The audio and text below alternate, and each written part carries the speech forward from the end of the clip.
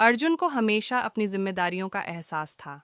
वह सुबह जल्दी उठता, घर के कामों में मदद करता और अपने माता पिता की मदद से खेतों में भी काम करता था। वह पढ़ाई में भी काफी अच्छा था और हमेशा अपने भविष्य के बारे में सोचता रहता था। दूसरी ओर समीर को पढ़ाई में कोई दिलचस्पी नहीं थी और वह हमेशा दोस्तों के साथ खेल कूद और मस्ती करने में व्यस्त रहता था।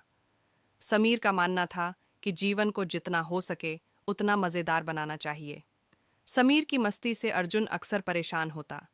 वह उसे समझाता, समीर, हमें मेहनत करनी चाहिए क्योंकि मेहनत से ही हम अपने सपनों को साकार कर सकते हैं। लेकिन समीर हमेशा इसे नज़रअंदाज करता और कहता, अर्जुन, तुम तो हमेशा काम और जिम्मेदारियों के बारे में सोचते हो, जबकि मैं चाहता हूँ कि जिंदगी का मजा लूं। एक दिन गांव में एक बड़ा मेला आया।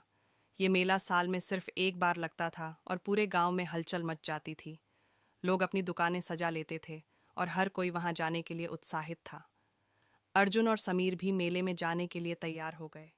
अर्जुन ने सोचा कि वह मेले में जाने के बाद कुछ चीजें खरीदेगा, जबकि समीर केवल मौज मस्ती करने के बारे में सोच रहा था। मेले में पहुंचते ही अर्जुन ने देखा कि बहुत सारी दुकानें सजी हुई थीं। उसे लगा कि इस मौके का उपयोग करके वह कुछ नया खरीदेगा, जो उसके घर और परिवार के काम आ सके।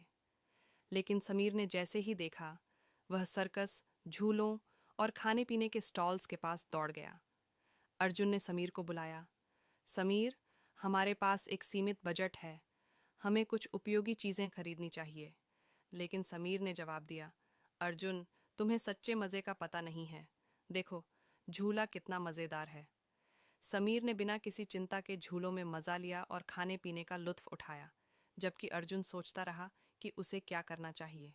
आखिरकार अर्जुन ने कुछ पैसे बचाए और कुछ महत्वपूर्ण सामान खरीदे, जैसे कि कुछ बीज और खेती के लिए उपकरण। उसने यह सब अपने माता पिता के लिए किया था, ताकि वे अपनी मेहनत से और अच्छे परिणाम प्राप्त कर सकें। कुछ दिन बाद गांव में एक बड़ा तूफान आया। खेतों में बुरी तरह से तबाही मच गई और फसलें नष्ट हो गईं।